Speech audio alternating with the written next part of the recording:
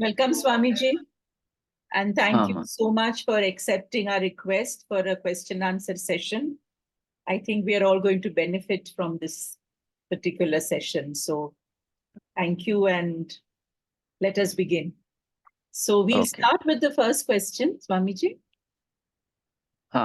So the first question Shrija Jhavar has asked, in intimate relationships, how can one be detached and free? And she asks also, why does one's will become weak despite strong sankalpa? Is she here? She is not yet arrived. Amma, then we'll take that question later. Okay, so we'll go to the next question then. Nidhi is here. Nidhi, if you may please ask your question. Swamiji, how are you? All well. Boliye. So, Swamiji, I've been reading about organ transplant, and I've also read about certain cases where when the organ is transplanted from one person to another, the memory of the donor somewhere arrives in the recipient. For example, there was a lady who was in her late 60s who got a heart transplant, and suddenly she started getting urge. She was a very sober, quiet kind of a lady, and suddenly she started getting urges to wear leather outfits and ride bikes and stuff. And her children were quite perplexed at the change that they experienced and witnessed in their mother. So while the identity of the donor is not revealed, they when the personality was undergoing such a stark change, the doctors were also a little confused, and they found out that the donor apparently was an 18-year-old boy who was into biking, and he died as a road accident. And he used to love wearing leather jackets and stuff. So when we have understood it like that, so apparently it is muscle memory which is getting transferred from one to the other. How does it impact somebody spiritually? And should we do it or not do it?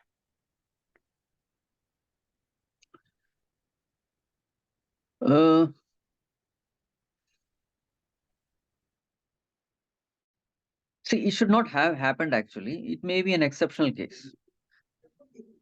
See, for example, suppose I borrow a pen from you. You have a very good handwriting, and I borrow the pen. I cannot expect my handwriting to be good just because I have borrowed a pen of a person who has a beautiful handwriting. Isn't it? Because what is transplanted is only the golaka, not the indriya.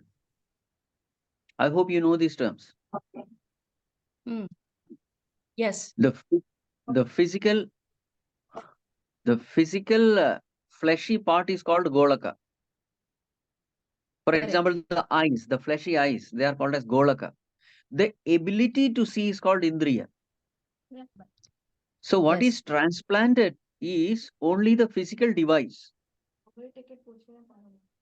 Right. You can never transfer the vasanas, the impressions, the likes and dislikes, the samskaras. That you can never transplant.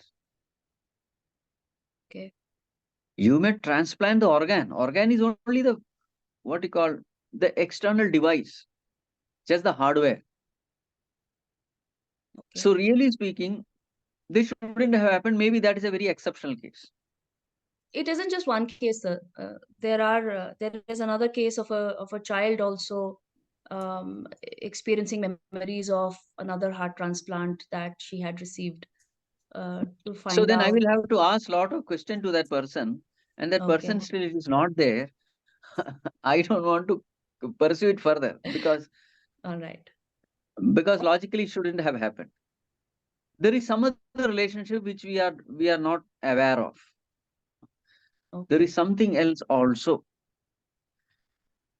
All right. So my thought also stemmed from the fact, Swamiji, that when we say sthul and sukshma, and isn't the sthul and sukshma part of every cell of our body? Yes. The indriya, Isn't that a sthula and a sukshma at the same time? So wouldn't the sukshma get impacted with what the sthula is experiencing? See, your sthula is born out of your sukshma. Okay. This is the relationship. From your thoughts come your action. From the subtle come the Right. gross. So in the same way, from the Okay. sukshma sharira, from your desires, your thoughts, the external world is formed. External body, external world, external environment. They all come from the internal thought.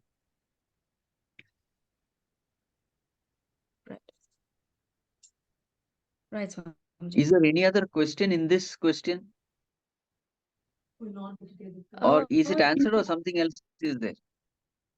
No, it is this only. I was actually looking at the personalities changing so much because of the transplant, which kind of got into me that probably it is also a memory which every cell contains, and therefore that cellular memory is going to somebody No, else's. no, see, let us understand. Suppose I put into myself Albert Einstein's brain. Suppose, let us assume that brain is transplanted. You think you will create another Albert Einstein? No, because I will be using that brain according to my vasanas, my desires. Okay, yes, I'm just using an equipment there. It is right. just an equipment. How I'm using an equipment depends upon my desires, my vasanas. So many factors are there. Right. Only the equipment has been transferred, isn't it? Say, for example, somebody's car I'm using. Now that used to say go to malls and this and that. Doesn't mean that if I am using the car, I will also go to mall. No, I will go to places which I like. Yes or Okay. no? Yes, Swamiji. Hmm. That's true. That's true, Swamiji. Makes Um, sense. Makes but Swamiji, do you think spiritually organ transplant is okay or not okay? Anything you can throw light on that? See, organ transplant is an action, is a karma. Hmm. So if I say that after death, I want this body to be given to some hospital or something so that people can benefit, Hmm. then that will come under punya karma. Because for the welfare of others, I am doing that. Hmm. See, every action is decided whether punya or papa depending upon the intention behind the action. Hmm. Since the intention behind the action is good, it has to be considered punya karma only. In fact, in our Puranas also we find this reference. The Dhichi Rishi gives his backbone. And it Hmm. is from that backbone that they have made this Vajrayudha, with which Indra uses against Vritrasura and That's right. kills him. Right. So the Dadhichi Rishi himself is the first organ transplant person, for the welfare of the society. If Hmm. I am giving my body, what is wrong? It is definitely good. So there is Mhm. so there is a reference, that means in our kind of Yes. Puranas. Okay. That's very Yes. interesting. Thank you, Swamiji. Let's go to the next person who's asking. Thank Niti. you, Swamiji. Niti, can you go ahead, Bita, and ask the question?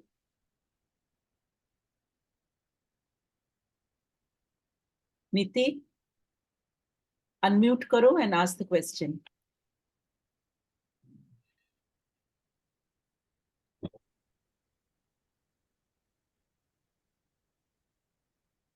Niti, unmute yourself and ask the question, please.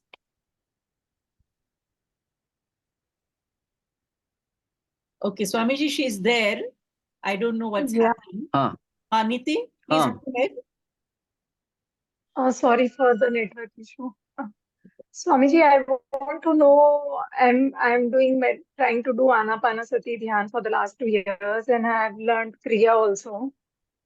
But अगर meditation का time, if we can increase the time of the meditation, then only we can balance the Ida and Pingala, and then Sushumna will start. So, I mean, because of the attachments, and then I sit for 1 hour, then I come out of the meditation. I want to increase the duration. So how can I? Amma, meditation can be successful only if you are cultivating these two. Number one, love for the higher. Number two, detachment from the lower. Dispassion towards the lower. If these two things are not properly done, no amount of anapana pranayama will help. Because in meditation, you have to fix your attention upon God. And if the mind has to remain fixed upon God, you must love God, number one. Number two, you must have sufficient detachment from everything, being and situation of the world. Otherwise, you cannot withdraw the mind from the world. If the mind is stuck in the world, how can such a mind fix upon the Lord? So, to increase meditation, improve bhakti, increase viveka, increase vairagya, increase samadhi shatka sampati, all these noble virtues of life, make the mind pure, and such a pure mind will be automatically attracted to God. As an iron piece is automatically attracted to magnet, but if that iron piece is rusted, it will not feel any attraction. So therefore, what we have to do is improve these virtues. Any amount of pranayama is not going to help. Pranayama will quieten the mind, no doubt. It can create a conducive environment for meditation, perfect, agreed. But that itself is not everything. I have started developing devotion and liking for God, and I am also getting detached, but then attachment comes in, and that love is like limited love. So how do I increase the love, and how can I increase the detachment? What should I do How more? you have to develop bhakti. See, Bhagwan is worth loving. Improve your understanding in what Yes, Bhagwan actually is. He loves you infinitely. He loves you unconditionally. When you come to experience that his love is infinite and unconditional, your love also starts growing. So greater and greater understanding of who God is will help you increase in bhakti. And that itself will develop vairagya also. Everything in this world you love or you get attached to anything in this world, the end result is pain only. This understanding will yes, develop yes, I have detachment. realized it. Yes, yes, I have realized it very much. Ah, so that realization maybe is not sufficient enough. You are still hoping that someday something No, will no, improve. no, enough, enough, enough, enough, enough. If enough is enough, then your meditation should have improved. It That's should it. become automatic. I'm asking why I come to this worldly affair again and again. Yeah, increase love, understand the Sarupa of the God. Yeah, Yes, yeah. yes, yes. Okay, thank you, Niti. We'll go back to Shrija because she's just joined Swamiji, the first person. Shrija, please ask the question. Hari Om Swamiji. Hari Om. Yes, sir. Swamiji, my first question is in intimate relationships where you really love a person, how can you be detached and free and yet be with the person? So just the answer which just now I have given, unless you are attached to the higher, you cannot be detached from the lower. It's just not possible. If you are climbing a rope, how do you detach your lower hand? By holding on to the higher, isn't it? When you are climbing, you hold on to the higher, leave the lower. Again, hold on to the higher, leave the lower. In the same way, if you want to detach from anyone, the only way is attaching to God, the higher. Thank you, Swamiji. And the next one is again the same like Niti's. Why does one's will becomes Hmm. despite strong sankalpa? Like I have very strong intentions. I Ah, make my sankalp really strong and it keeps me, I keep pushing myself forward. But hmm, then sometimes, the willpower hmm, gives up on me as if, the will becomes weak. hmm. So how can one work on that? See, again, the answer is the same. When does our sankalpa become weak, our willpower become weak? When our clarity of understanding regarding the higher is less, and our addiction to the lower is more, our attachment to the lower is more, the temptation towards the lower is more, and there is a lack of clarity with regard to the higher, Hmm. then automatically whatever strong sankalpa you have taken, it will start becoming weaker. Yes. Lack of clarity with regard to the higher, or lack of devotion with regard to the higher, lack of commitment with regard to the higher, because there is no clarity. Hmm. Why do I want the higher? Why that higher is the only option? Actually, I don't have an option other than choosing the higher. The Hmm. lower cannot satisfy me. Once it becomes very, very clear to you that higher alone can satisfy me, I really don't have an option. When that clarity comes, then all this willpower, sankalp, everything just falls in place. Oh, thank you so much, sir. So, Hariom, Swami, may I Swamiji, ask a to related add to question?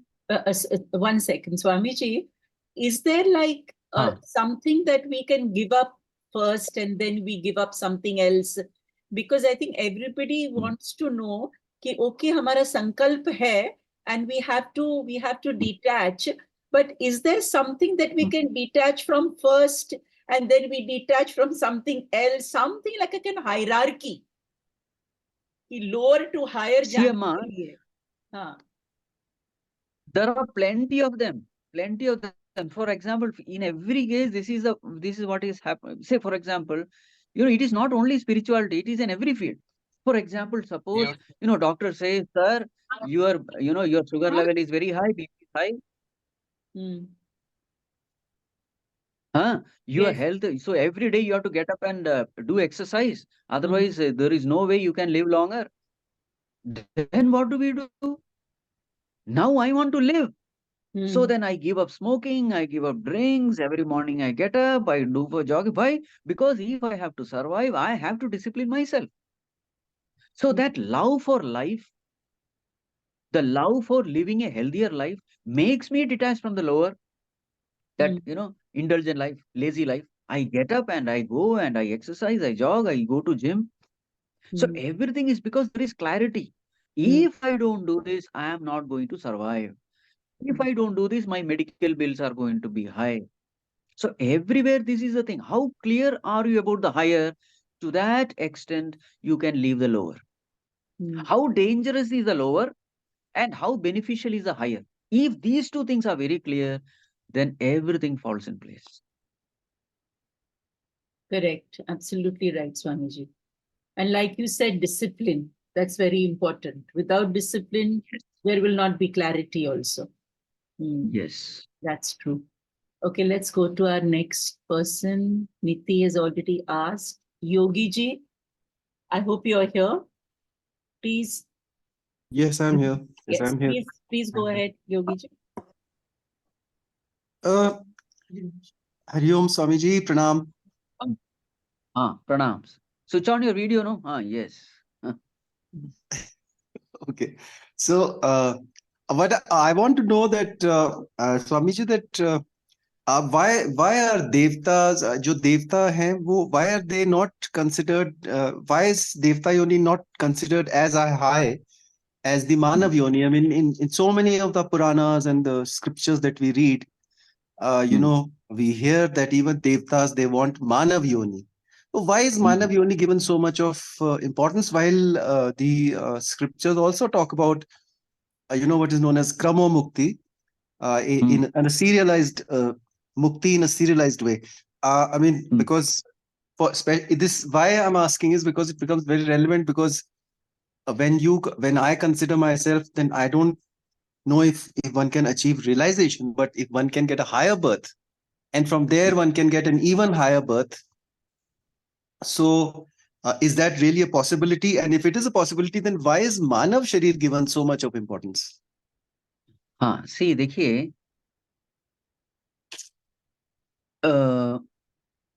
in the world of these gods, it is said that there are a lot of luxuries and comforts and pleasures.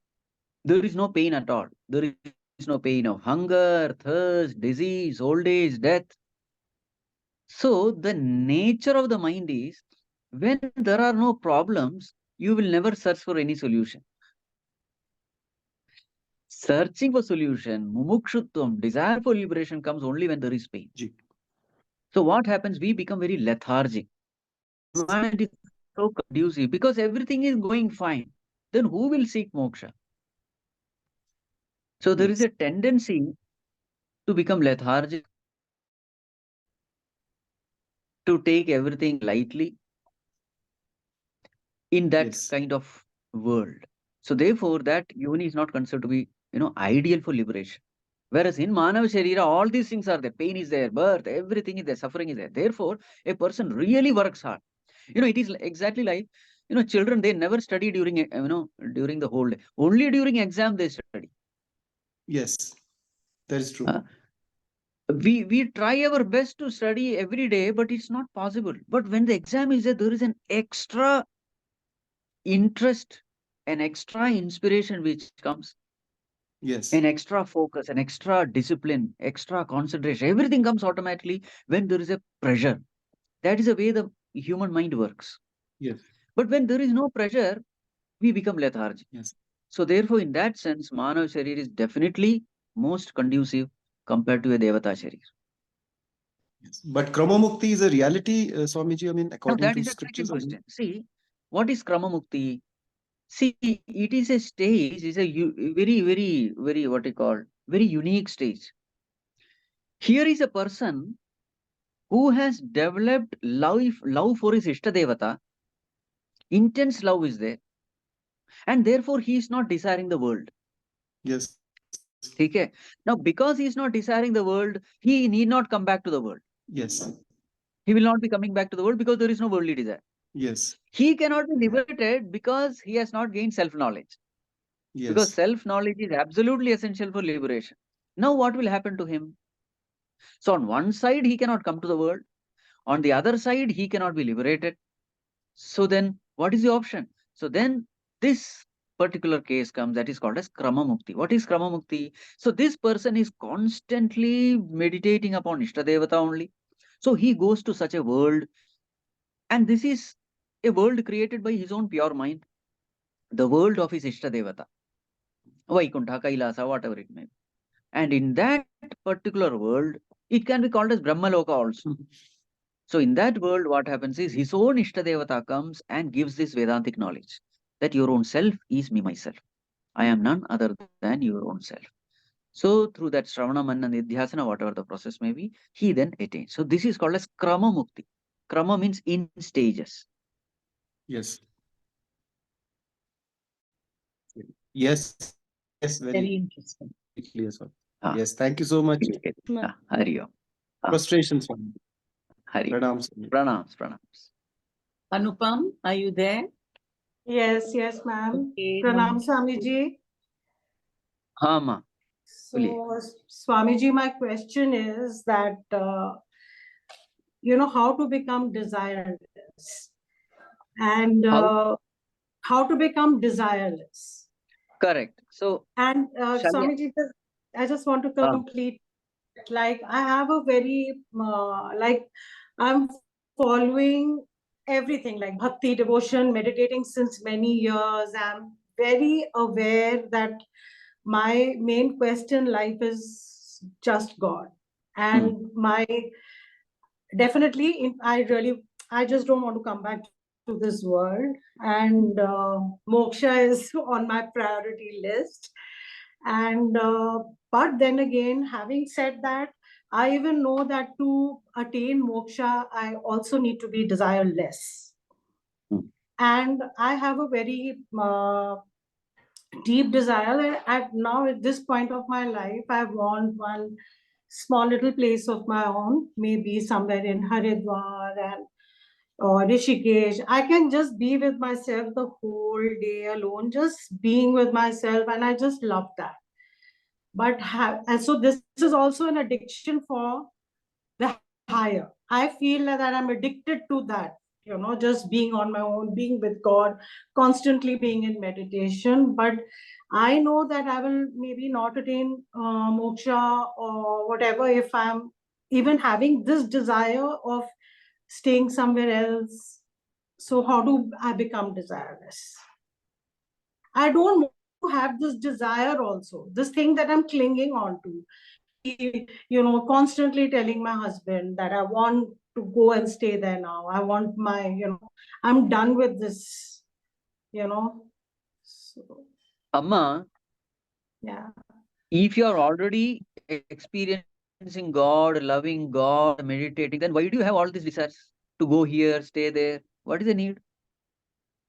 So the need is that I don't want to live in this world. No, I don't I don't like to go for parties, and I don't like to, even if I have to go to a party and put lipstick and this and that, and I don't want to do all these things. But I know Don't since do. I've lived, I can't go Who is like that. forcing you?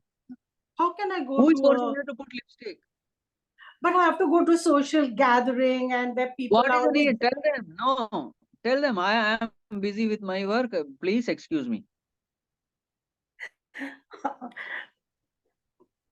That means That's you not. still have desire. You have a desire. Are you? How can I break their heart? Let me go there.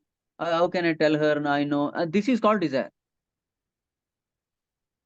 This itself is a So how do desire. I get rid of it? How do I get rid of this thing? Like, these things within me, because I know I want to move forward Amma, on my. wait, Yes. wait a minute. Let me give a. It's not a very good example. Okay, Okay. not a very clean example, but it's a very apt example. Let me give this Okay. example. Suppose your nature's call is very strong. You want to go to toilet. Will you give Yeah. any excuse? You will just go, isn't it? Will you ask someone? Will you wait for someone? Yeah. That is called that urgent calling of, you just don't, this has to be done and you just do it. What about all the other desires when you feel like going to toilet? You become absolutely desireless. Except this one desire, you don't have any other desire. Yes or no? That is Yeah. called as moksha. That is called as moksha. Mumukshutva. Yeah. But then that means even me desiring to go and just like I just want a home in Haridwar. Maybe I'll stay 15 days there and then I'll come back again. What I'm trying to ask is that if I don't let this desire be fulfilled, then maybe in the next lifetime I'll have to come back again because I haven't fulfilled this desire. This is what bothers me. Amma, see, if you go to Haridwar, there will be another desire which will come. Oh, I think I should go to this ashram. I think I should go, take a bath in Ganga. Thousands of other desires will come, which are not now. Once you go Yeah. there, new desires will come. So instead of unnecessarily creating new desire, wherever you are, wherever God has placed you, remain there. Work on your vasanas. Destroy all those vasanas. Exhaust them. Wherever you are, why unnecessarily create a new desire? Who knows, after going to Haridwar, you will have 100,000 another desires. Okay. Very nice, Swamiji.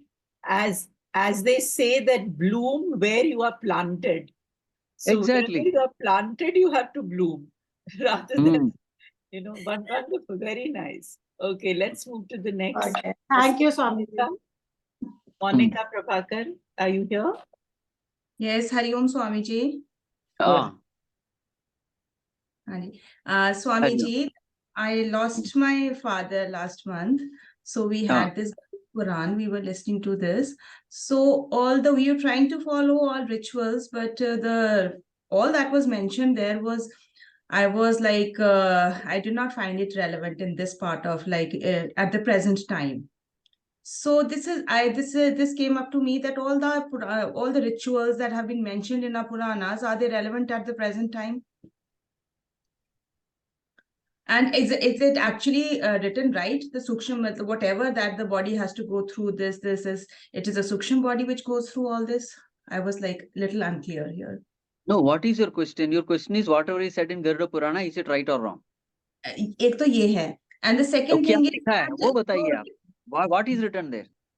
Swami ji, all the एक तो rituals थे उसमें बहुत सारे, there were so many rituals, ऐसा करो ऐसा करो ऐसा करो, एंड आजकल we how many of those rituals we can actually follow, we could not follow all of them, ठीक है. सो what in that case what, and in the second thing is that अगर जो उसमें लिखा था that the body goes through all this pain, Vaitarani and all that, ये क्या is it सच है, ये सूक्ष्म बॉडी होता है कि what is it? The suffering. You mean to say the suffering? Yes, See, suffering. Garuda Puran, so many sufferings are mentioned, different kinds of hell and all that, right? That's what you're saying. Yes, Swamiji. See, as far as suffering is concerned, it is very clear. In this world itself, all those sufferings are there. Yes or no? Yes, Swamiji. There are beings which are torn apart by wolves and tigers. ऐसे भी लोग मरते हैं. There are people who fall into boiling oil and then die. What is not happening in this world, which has been mentioned there? Everything is happening. Swamiji, the Baitarni Nadi, the blood and all that stuff, the peak that Are they were not talking people about. falling into gutter? Yes, there are people falling into drainage and then die there. Are there not people falling there and dying? Tell me one thing which is not happening in this world, which is described there. Everything is happening. So this is exactly what, Swamiji, it is this world only in what all this is happening. This is also what, this was my thought process also, that all this is happening here only in this world. Don't say here only. If it is happening here, then there must be places where it must be happening. How can I doubt? Now, one more thing, let me tell you. Yes, Swamiji. You know that the translation of word is loka in Sanskrit. Loka. Yeah. Loka means, what is actual word meaning of loka? Lokyate iti loka. That which you experience is called loka. Loka doesn't mean world. That which you experience. So this world is nothing but an object of your experience. You are experiencing it. Whether it is real or not, I don't know. But one thing is for sure, I am experiencing it. So just like I am experiencing this world, in the same way, who knows, after death, I'll be experiencing another world. The question is not whether the world is real or unreal. The question is whether you are experiencing it or not. Yes. So the definition of world is that which you experience. This is the definition of loka. That which you experience. So here I am experiencing this world. So definitely yes, after death, I must be experiencing something. So there has to be another set of world which I will be experiencing. And experiencing is all with respect to mind only. So according to our scriptures, what is that which you are experiencing? Your own projection of your mind. The projection of your own mind is what you are experiencing. So your mind will go wherever you are. So then, if you have a beautiful mind, wherever you go, you will create a beautiful world. If your mind is ugly, impure, etc., then you will create an impure world. This is the whole science. So don't give too much of importance to the rituals. What is important is purifying the mind. Cultivating all virtues like humility, gratitude. These are the real things which need to be cultivated. All the rituals are not the main thing. The main thing is a value which you cultivate through the rituals. Yes, Swamiji, very rightly said. Swamiji, there are so many people who will question the rituals in our Puranas. How do we answer them? Like, वो rituals सारे हम नहीं कर सकते हैं अभी. But how do we answer them? Ki? You have to just do, you need not do the same ritual, but there should be something which you are doing in order to cultivate these values. Times have changed. Maybe those rituals are not relevant in the modern times. Fine. But you can do something to cultivate those noble virtues. Yes, Swamiji. So, Swamiji, this came into my mind while I was just listening to all that all these scriptures should be revisited. People should be studying them again. And what is relevant for the present time, we should be doing that according to the Puranas and all. Yes. All these need to be restudied. No. Time and again, masters come to, to redefine the scriptural principles. आपने ये चीज तत्वबोध हमें भी बोली थी जब आपने शंकराचार्य जी का बोला कि he was there was a connection between the Vedas, Shruti and the present times. He was there to rejuvenate the Vedas. So that is also, I think, the need of the hour. अभी आजकल भी इसकी बहुत जरूरत है. नहीं ऐसा होता, यदा यदा ही धर्मस्य ग्लानिर्भवति तदात्मानं सृजाम्यहम्. Bhagavan has made it very clear. Every time when there is a decline in dharma, for example, look our Swami Chinmayananda only. Manji. There was a time when you are not supposed to speak scriptures other than Sanskrit.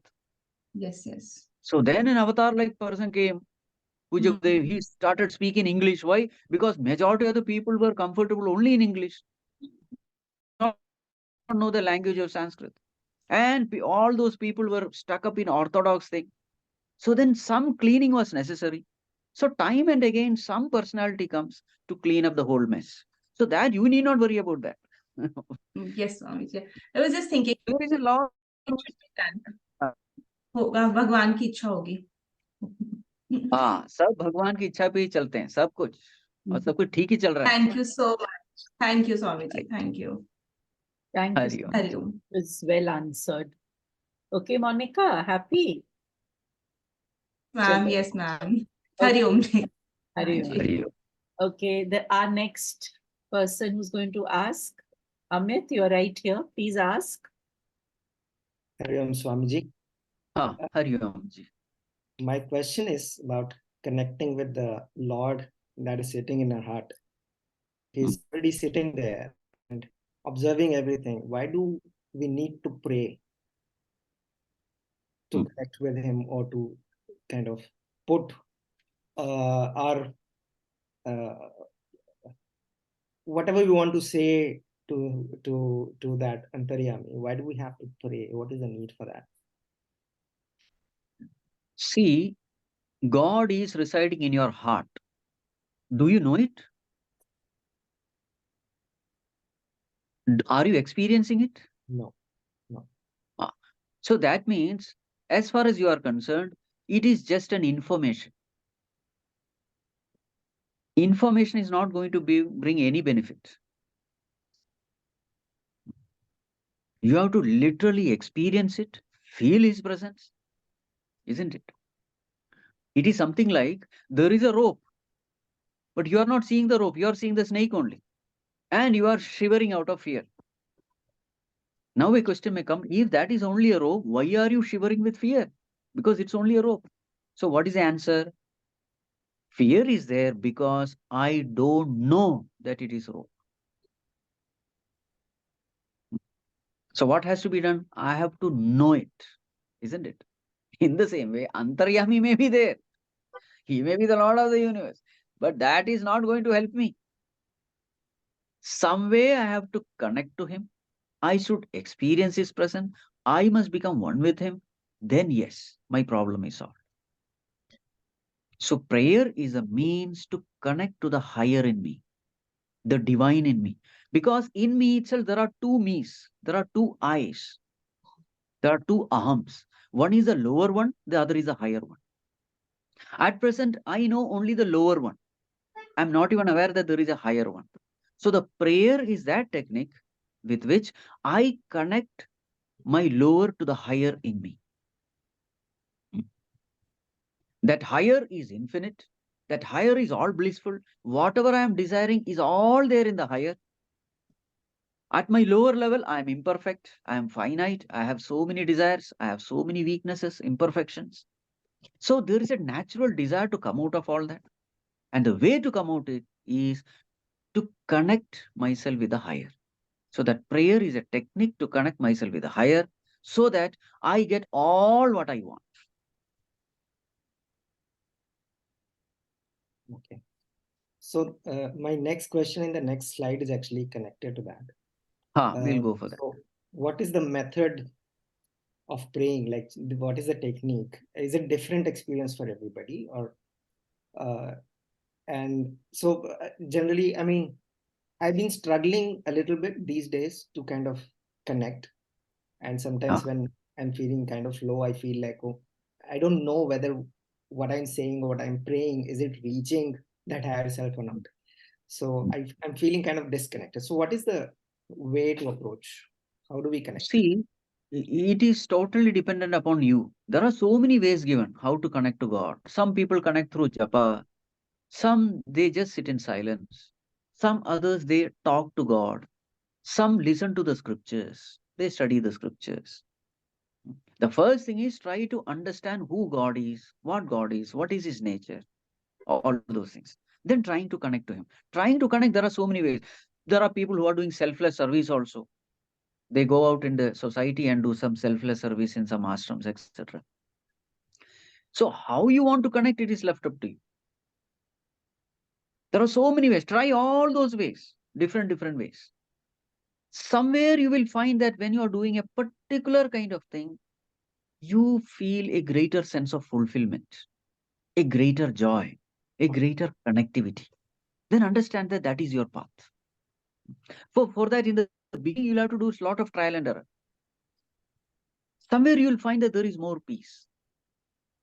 Sometimes it's a mixture of so many sadhanas which helps you. A little bit of karma yoga also you're doing, selfless service. A little bit of japa also you're doing. A little bit of meditation also, study also. In most of the cases, it is combination of so many sadhanas. Little bit of pranayama also sometimes helps. And slowly, what happens is you are able to connect to him. And then once that little connection is developed, he starts guiding you from within. What you are supposed to do, what should be your field of activity should be. Everything he starts guiding you. But in the beginning, you have to do something. Again, slowly, there are certain responsibilities which will be imposed upon you. Don't do this, don't go there. Cultivate only good virtues. Give up all your bad vices. So you have to go on listening to that voice from within. And the more and more you start obeying that voice from within, the more and more the relationship is developed. See, there is a price you have to pay for building up this relationship. Because Bhagavan loves dharma, righteousness. So he expects his devotees to walk the path of righteousness. You can't experience the presence of God and at the same time walk the path of unrighteousness. That's not possible. You can't compromise with all the higher values of life and expect a relationship with God. Not possible. So once you are walking this path, you are expected to be disciplined to the higher orders which you get from within. So as your life becomes more and more disciplined, as your life becomes more and more pure, you will find that this relationship also improves. This connectivity improves. And once this connectivity improves, your responsibility also grows. Because now, earlier you lived an intelligent life. Now today you can't do that. Because immediately you lose that connection to the higher. So all this, the line which you have written, sometimes I am feeling low. When are you feeling low? You feel low when the mind is extremely disturbed. You feel low when there is a disconnect.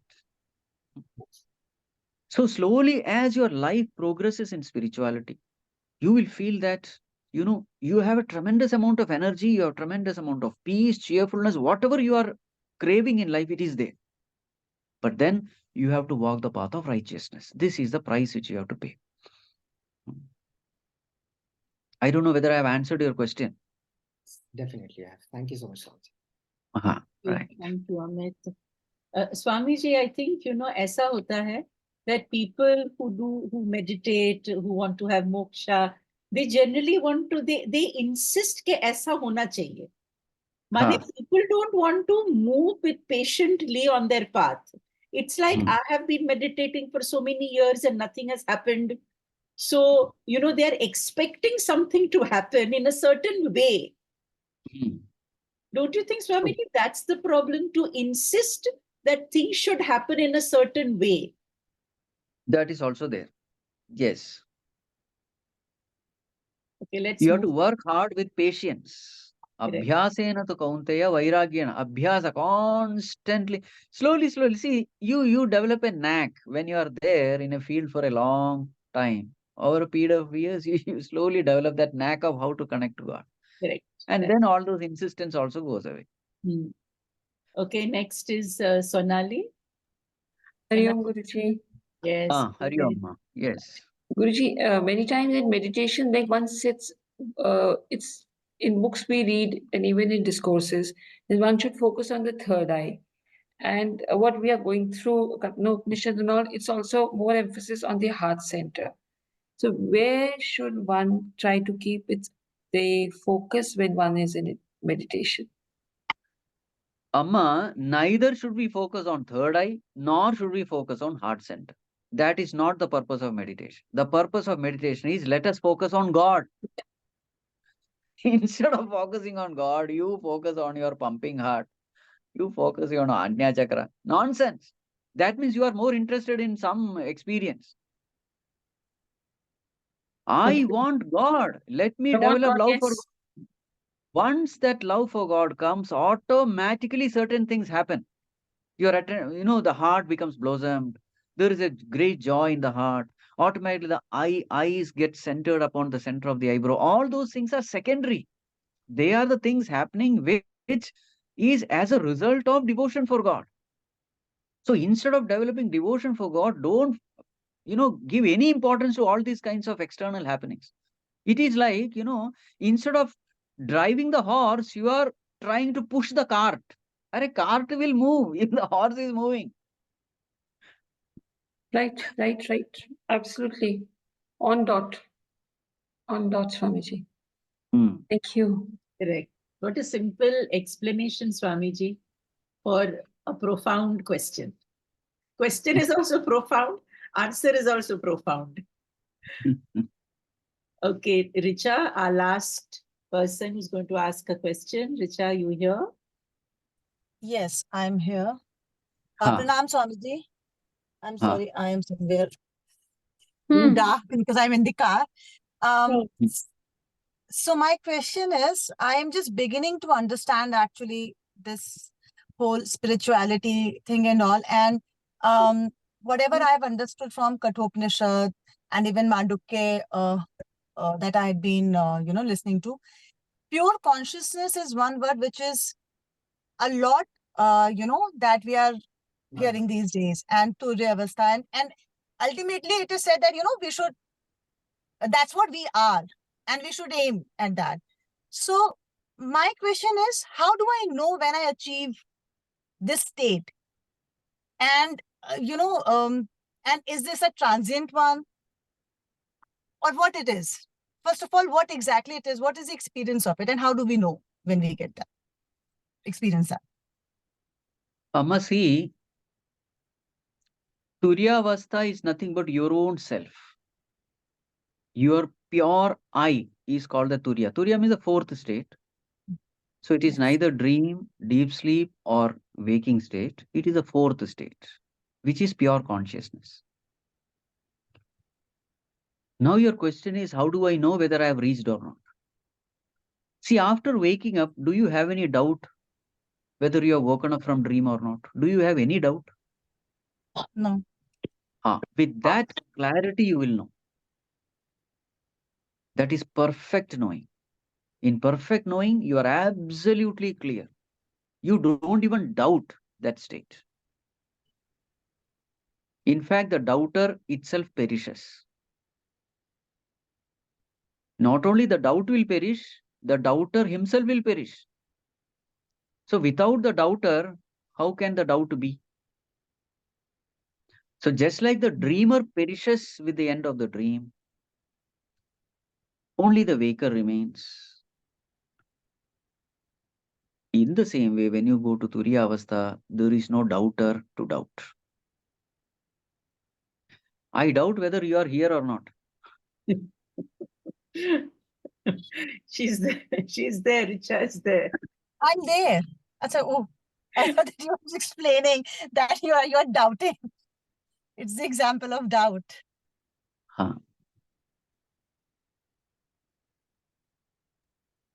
Now you have to ask. I have answered. I am still not that clear actually. You tell me, after waking up, do you still doubt the dream world? Dream world, no. So when I wake up, I know that I am in the waking Just world. take that example. Just take that example. After waking up, do you ever doubt the reality of the dream world? You know that the whole dream world is false, isn't it? Yeah, How clear are you? very 50% clear. or 100%? 100%. 100% you know that there is no dream world, isn't it? Yes. Yes? In the same way, 100% you'll know that you have woken up. Not from the waking state to that turiya state. As Okay. clear as waking up from a dream. As clear as that. Okay.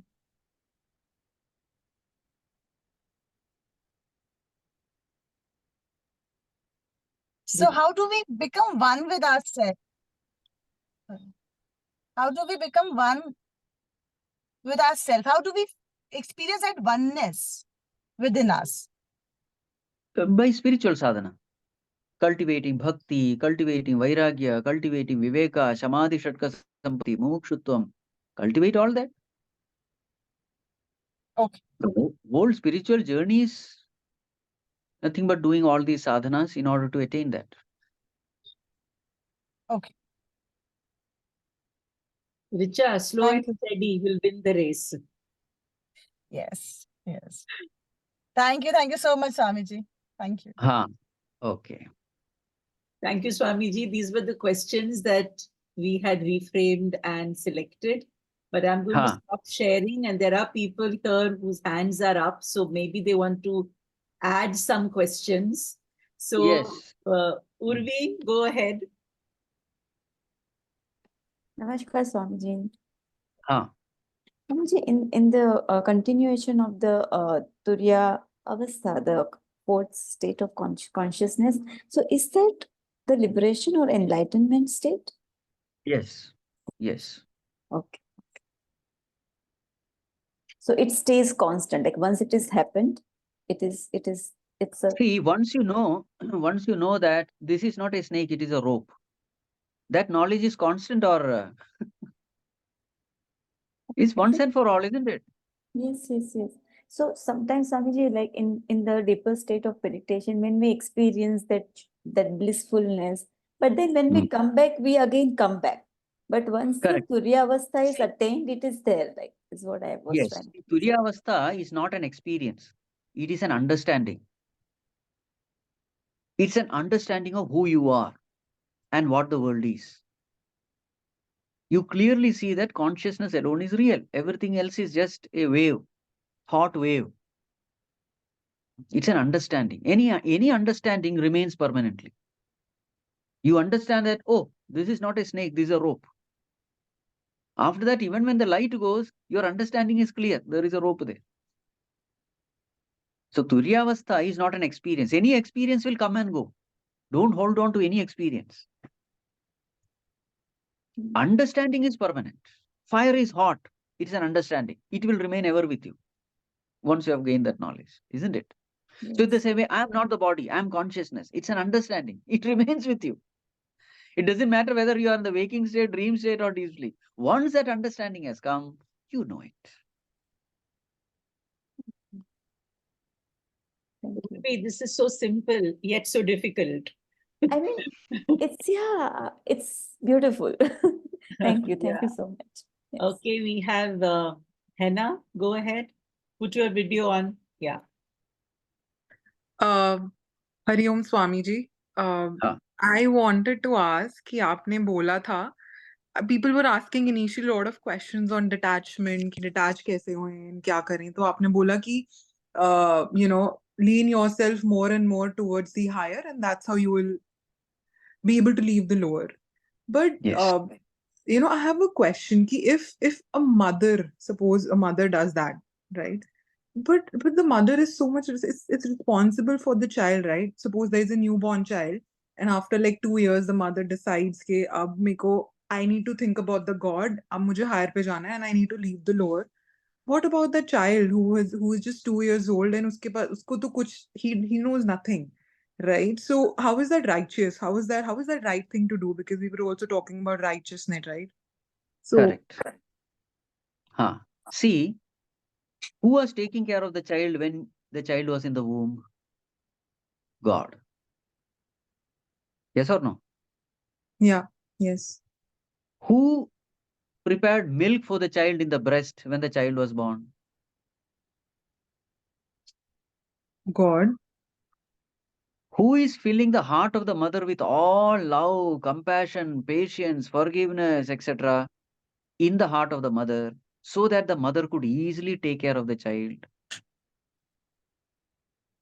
God. Huh. So you forget that God and you want to be happy with the child? Impossible. Forget about it. Your relationship, the mother-child relationship, is existing on God. This is the one thing which mothers forget completely. The moment the child is born, she says, it is my child. It is not your child, it is Bhagwan's child only. You are just a caretaker for some time. You are just an instrument in the hands of the Lord to take care of his child. This completely we forget. And then we start bringing up the child, and very soon, mother only cries, because of that attachment.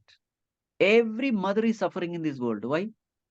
Because she has done a very big sin, the sin of forgetting that Lord who is the very basis of the whole relationship. So, So, as you yeah. are fulfilling your motherly responsibilities, ever remember this, that you are able to fulfill those responsibilities beautifully well because there is a Lord who is supporting you, guiding you, inspiring you, taking care of, you and your child. Never forget this. So, as long as this knowledge is fully bright and brilliant in your mind, this relationship will never give you any kind of pain.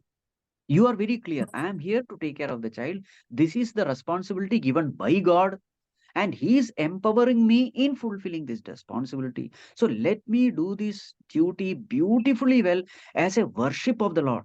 So, now mothering your child becomes a worship of the Lord. So in the process, what happens? The child also gets a motherly support, and you also start growing spiritually. You become a karma yogi. That very mothering experience become a way to connect to God. Right. So basically, we are saying it's not about giving up things, it's about doing the things keeping God in mind. That whatever we are Yes. doing, we're doing for God. Always say, I am a devotee who is now playing the role of a mother. So what is the first relationship? My relationship with God. That is primary relationship. The rest, all the other relationships are secondary. But generally, what do you do? Devotee relationship is gone. Only mother relationship is taken. Then you are in trouble. Yeah. Got it. Thank you, Swamiji. That was very nice. And if I can say it, you're very cool. I mean, I don't know, but thank you. So, isn't it, Swamiji, that Yashoda और कृष्णा की जो relationship थी, माँ हाँ. और बेटे की भी relationship थी, माँ और भक्त की भी relationship थी. Correct. It's a beautiful Correct. relationship of a mother and child. So if we Yes. can just think of that particular relationship and become a parent to your child, I think Yes. everything will be beautifully looked after by God Himself. Yes. Yes. Manisha, go ahead. Hariom Swamiji. Huh. Swamiji, my concern is anger. I'm one person who can be angry the moment I wake up. The whole day I can be angry. And in the midst of all my anger, obviously everybody around me is subject to my anger then. And with that said, the whole day at the background, I am listening to Hanuman Chalisa, I'm listening to Ram Raksha Stotra, all of that. Now, when I know I'm angry, okay, of course, my language becomes bitter. Everything, now you know what follows with anger. And then I start to recite, to distract myself from all my anger. Is it deceit? Because somewhere I feel either I'm lying to myself or lying to the outside world, because I am taking his recourse, when I know I'm angry inside, outside, but I'm reciting it loudly to distract myself so that my thoughts get distracted. Is that deception of some sort? Or what do I do? Or where am I? See, in fact, the truth is when you are angry, you are distracted. When you are with God, you are not distracted. Why do you say that bringing mind to God is distraction? I am saying anger is distraction, not bringing mind to God. God is a rightful place. It is your home. Going away from God is distraction, not going towards God. So it's like the other side of the coin that I need to look at. I think I'm looking at the wrong side and thinking, okay, that's some realization. Thank you. I'll work on it more. Okay. Yes, Ruchi, go ahead. Yeah, Namaste, Swamiji. So, Swamiji, I have two questions. The first is that, should we ask God what we want, or should we surrender our being to Him? Because I sometimes get confused on this, because I feel that as a mortal being with my limited mind, I can only think till a certain level. Thus, it's best not to ask, have faith and trust in the divine. And sometimes I feel that in a certain area, I need guidance, I need help. Thus, it is best to ask. So, Yes. I get confused. What is the best way? Amma, you ask God. Nothing wrong in asking. You say, Okay. Bhagavan, this is what I want. I think this is what is good for me, but actually I don't know. But if you think it is good for me, give it. Otherwise, don't give it. Let the Lord decide whether to give or not. But asking, you have all the right. It is your birthright to ask God whatever you want. So He will answer your prayers in 4 ways. I don't know. I must have told this many times. He answers your prayers in 4 ways. Number 1, yes. Number 2, no. Number 3, wait. Number 4, take. Here is something better. So sometimes whatever you ask, He will give you. Sometimes He will not give you what you ask because it is not good for you. Sometimes you'll have to wait for some time before it is given. Sometimes He will give something much, much higher than what you are asking. So if you desire something, ask God, Bhagavan, this is what I want. But if you think that it is not good, don't give. Whatever is good, that only you give. So always with this attitude that God is our well-wisher, not just our wish fulfiller. With this feeling, if you pray, if you ask, if you desire, nothing wrong. The child has all the right to ask anything from mother. Let the mother decide what to give and what not to give. So then, So we should ask, but we should also have at the same time an attitude of surrender. yes. Okay, got it, Swamiji. Thank you so much. That was a wonderful answer. And Swamiji, I have one more question, which is that when we do guided meditation, then usually it happens that in some time we go into a deep state of meditation where there are absolutely no thoughts and it's a trance-like state. But when the meditation is coming to an end, then our consciousness, it automatically comes back to the now moment. So I want to understand this, that where does a consciousness goes in that deep state and how does it automatically comes back on its own when the meditation is coming to an end? The consciousness doesn't go anywhere. That is your nature. All the thoughts, worldly thoughts, are the waves. Whether waves are there or not, water is always there, isn't it? So consciousness is like water and worldly thoughts are like waves. There are times when the mind becomes silent, the thoughts become silent. That is the time when you experience this kind of, deep peace. Because when the thoughts are minimum, you you start experiencing your own nature. Lesser the thoughts, nearer you are to your own true nature. And your true nature is pure consciousness, which is Satchidananda, existence, consciousness, bliss. So there are times when the mind becomes quiet. And these are the moments when you come to truly know yourself, who you are. But again, the waves will come, thoughts will come. So this has to be understood. Consciousness is our nature. Consciousness doesn't come and go. Okay.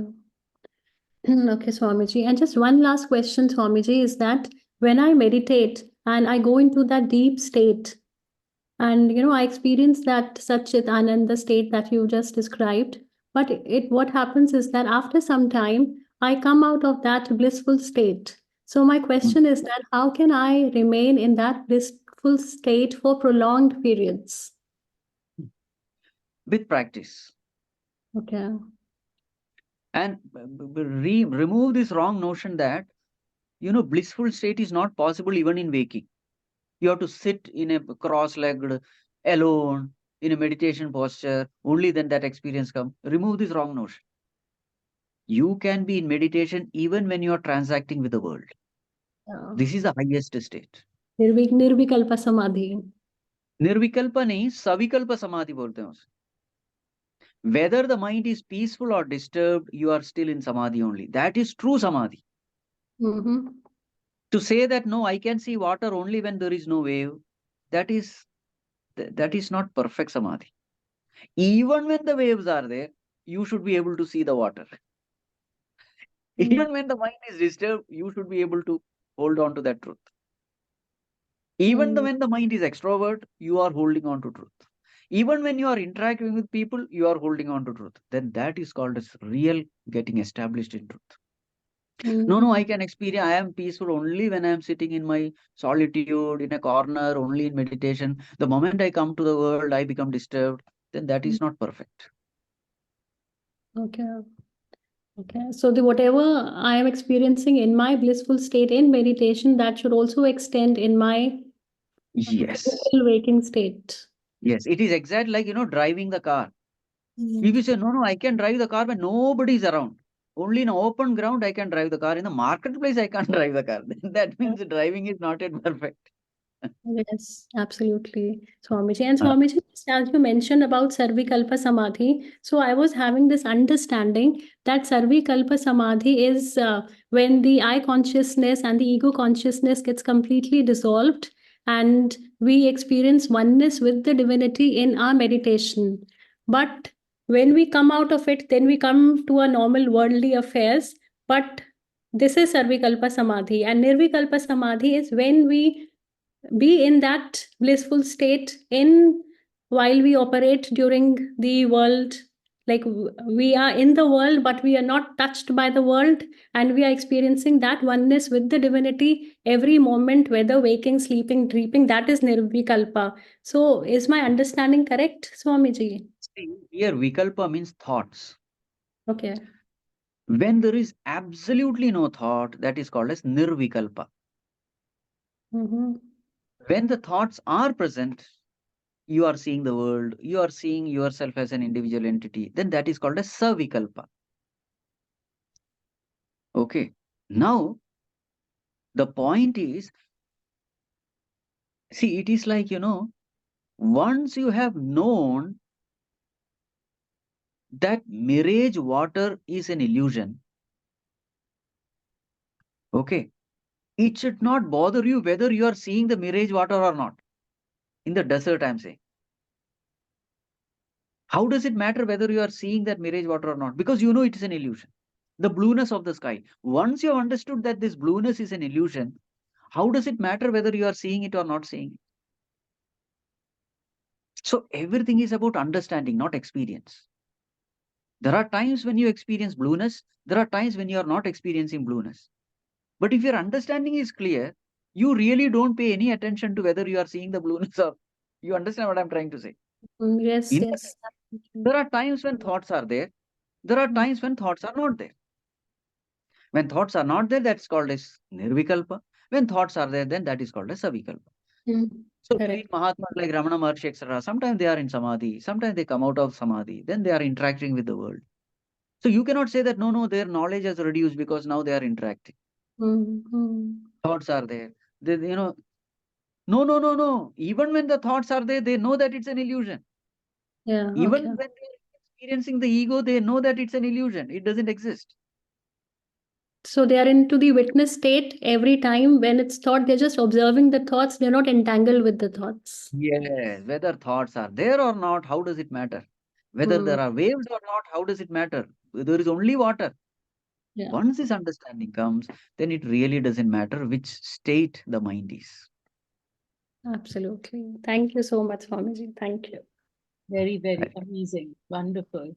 Monica, you want to ask? Okay, Monica, can you wait? We've already asked your question before. So let's go to Dimple. Dimple.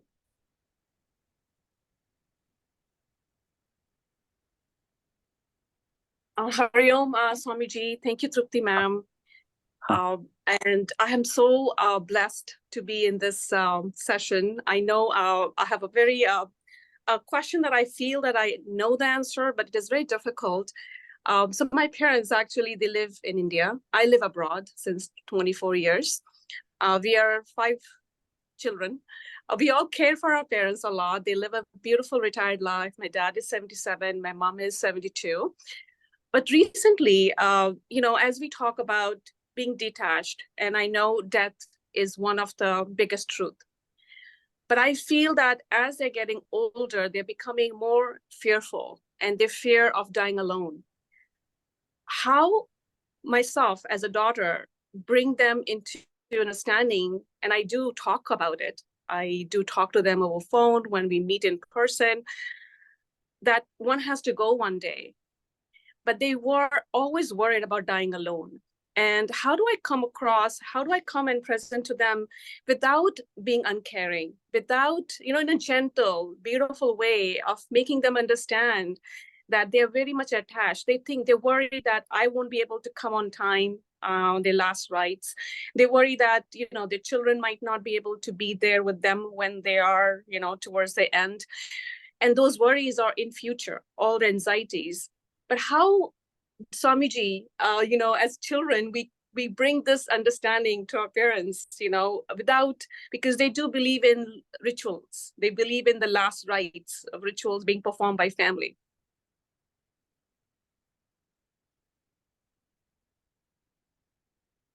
So what is the question? So my question is, how do you educate? How do you make your parents understand? I mean, I understand this. Like somehow being in the last few years, reading, listening, being in a life where we know this life that we are in, I don't want to come back to it. Hence, but I also know that as children, we also have responsibilities and duties towards our parents. And hence, for me, that is very paramount that I make them feel that they are loved and things will happen in future. Why worry about it now? But how do you make your parents, I don't know if someone else are going through this, but I, living abroad, I feel a lot more and feel full of guilt that, I'm not there closer to them.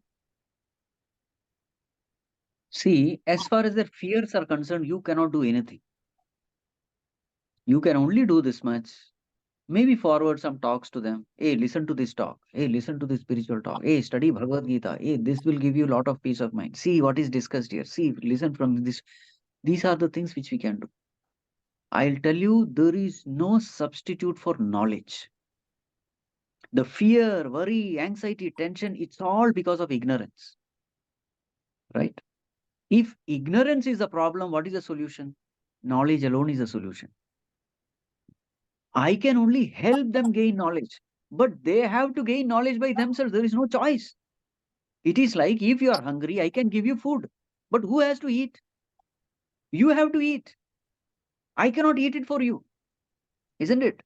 In the same way, that person, your mother or father, they have to gain knowledge. There is no choice. And the price you have to pay for ignoring knowledge, disregarding the price you have to pay is fear, worry, anxiety. So everyone in this world has to go through that stage. Fear, worry, anxiety. It is this fear, it is this worry, anxiety, which will slowly turn into mumukshutvam, desire for liberation. So everybody has to go through it. Nobody can help anyone. So thank you, Swamiji, for putting it across in such a simple and a matter-of-fact way, because that's what I thought, that no one can help anyone unless one wants to help themselves. Yes. And you're correct. In this case, forwarding satsang videos, Bhagavad Gita, even your, talks on YouTube, or, I even like some stuff that I found, I send it to them. And so does my siblings. But you're correct. At the end of the day, it's the person.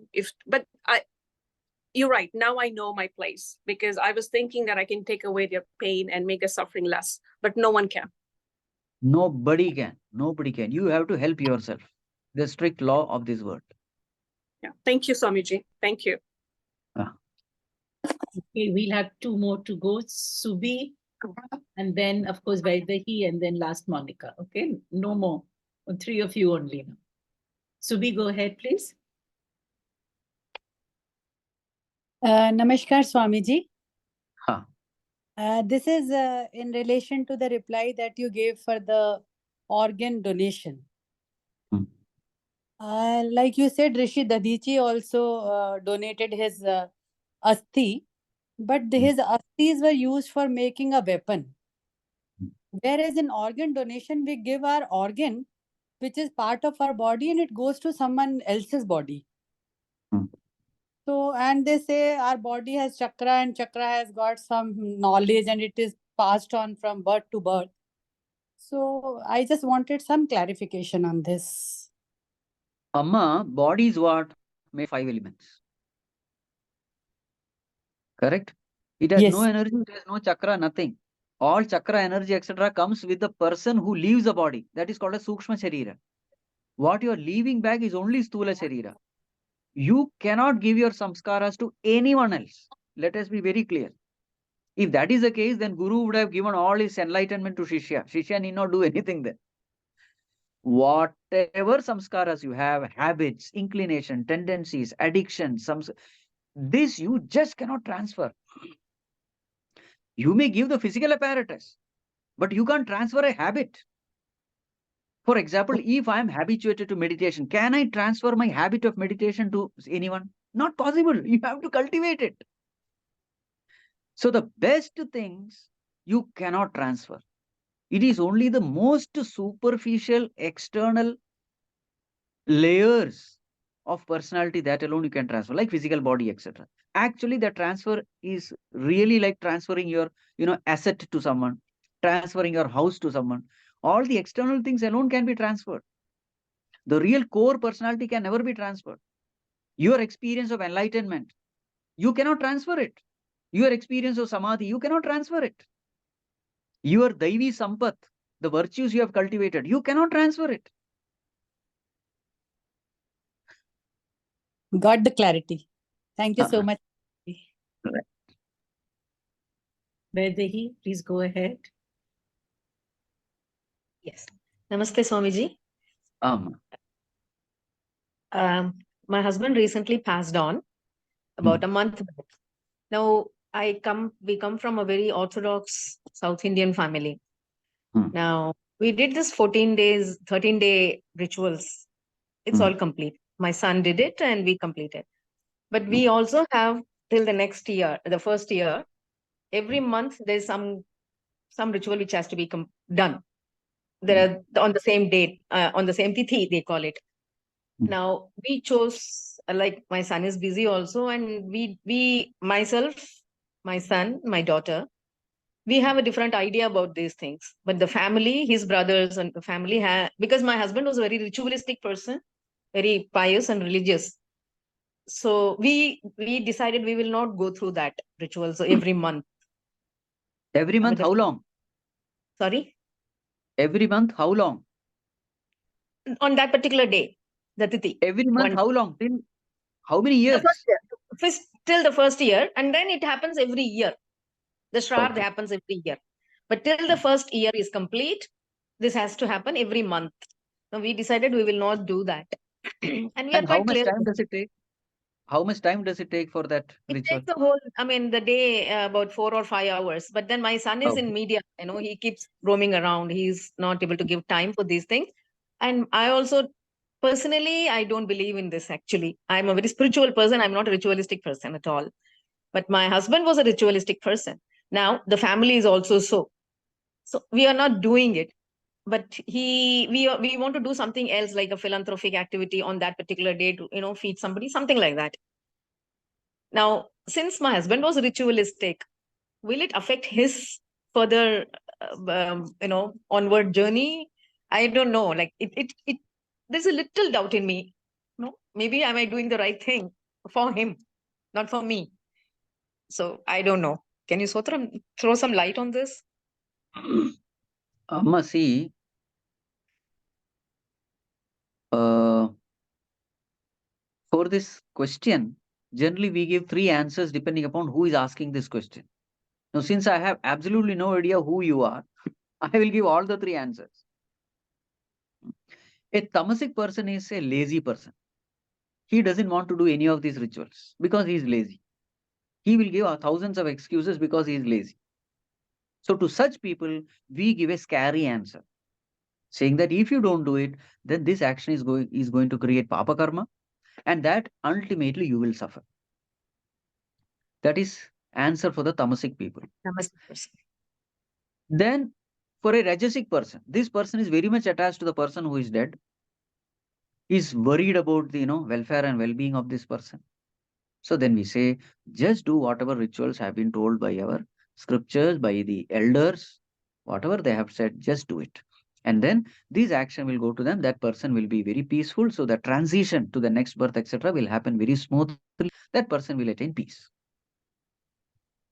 To the third category of people who are sattvic, who are more deep into scriptures, who really want to know, they are jitnyasus. To them we say, you cannot transfer any of your karma to the other person, because other person, while he was living in this world, he has performed certain karma, and that karma alone is going to determine his future birth. If you say that you are doing ritual and that is giving peace of mind to that person, then that is violation of karma theory. Whatever you do, it really doesn't matter, because maybe 60, 70 years, whatever he had lived here, he has acquired his own karma, prarabdha, whatever. So that will decide his future journey. So whatever I am doing here, it is only for my peace of mind. Beautiful. Expressing my gratitude towards a person who has taken pain, who has done some sacrifice, because of which I am comfortable today. So it is my duty to express my gratitude towards that person, mother, father, whoever it may be. So yes, I must express that gratitude, because when I express that gratitude, my heart becomes pure.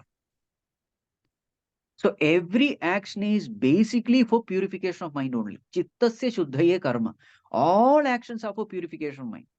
If you find that there is some action which is absolutely useless and is a burden, etc., better don't do it. But if there is something which you can do it out of gratitude, as an expression of love, something which blossoms your heart, if something can be done, please go ahead. That alone is sufficient. Thank you so much. Oh, thank you. Thank you so much. Right. Be relieved. Really, really. Thank you so much. Take care, Vaidehi, okay? Okay, Monica, last question from you, my dear. Then we will. Yes.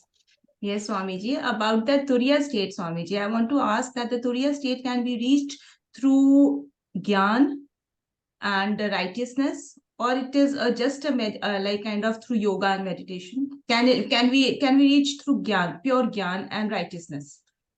They are all one and the same, Amma. Whether you call it righteousness, whether you call it bhakti, whether you call jnana, they are all one and the same. A person who has knowledge has to love God. A person who has knowledge and has devotion for God, naturally all his action will be righteous. They will be pure. So they are all one and the same. Expression may be different. Some may be sitting and crying. Another may be going into the world and working. We can reach to the Turiya state also. We can reach to that Turiya state that we were talking about, just through What is righteousness. Turiya state? What is is Turiya state? Swamiji, as you explained, when we are absolutely doubt-free about the consciousness, about oneness Turiya with state is your own consciousness. nature. Turiya state is not something, beyond the clouds, beyond the heaven, on the top of the mountain. No, Turiya state is your own nature. And your nature you experience when the mind is peaceful. When is the mind peaceful? When the mind is connected to God. When the mind is connected to the truth. When there is only good, noble emotions in the mind, that such a mind is very peaceful mind. So they are all one and the same. You may call it chakra going up and down, whatever it is. They are all different languages of the same thing. So that means, Swamiji, it is not very, if we can't actually sit before meditation and reach that high state, if we are practicing it in normal life, that is fine. You don't have to be, Ashtanga yogi doing, what do you call that? Shirsasana and all. Not necessary. Yes, yes. But that was my doubt, Swamiji. Physical body has nothing to do with the state of mind. Thank you so much, Swamiji. Right, right. Thank you so much, Swamiji. I think this was a profound session with so many different questions and so many different minds of ours trying to ask so many different questions. But like you rightly said, that koi bhi marg is going to reach the same destination. So Yes. if our destination is God, you can reach it through meditation, you can reach it through knowledge, you can reach it through, let's say, kind of devotion, but the destination has to be kept in mind. So God is to be kept in mind. Am I right, Swamiji? That's Yes, what Amma, we have yes. to understand. Yes. Yeah. So at this moment, on our screen, you are the way. You are the Guru who's showing us the way. So we are going to do pranam to you. Thank you so much. I think Thank you, the Swamiji. knowledge Thank you. that you share with us is really profound, simple, easy to understand. And I think we just have to open our ears and look at you. And as you speak and you smile, I think the path is shown very clearly. So thank you so much again. Pranam, Swamiji. Thank you Pranam. so much. Thank you, Swamiji. Pranam, Thank you, Swamiji. Swamiji. Thank you Gratitude. So much.